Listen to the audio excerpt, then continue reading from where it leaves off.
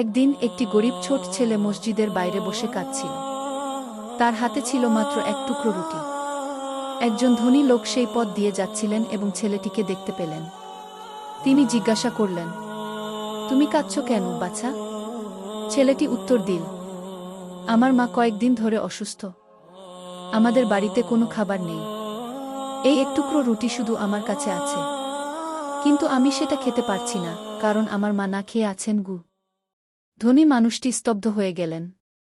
এই দরিদ্র শিশুটি, যার নিজের কিছুই নেই, সে প্রথমে তার মায়ের কথা ভাবছে। লোকটির চোখে জল এসে গেল। তিনি ছেলেটিকে কোলে তুলে নিলেন, নিজের বাড়িতে নিয়ে গেলেন। তাকে খাবার ও তার মায়ের জন্য ওষুধ দিলেন। শেষে তিনি বললেন, আল্লাহ আমাকে তোমার সাহায্যের জন্য পাঠিয়েছেন, কারণ তিনি তোমার নিঃস্বার্থ ভালোবাসা দেখেছেন গু।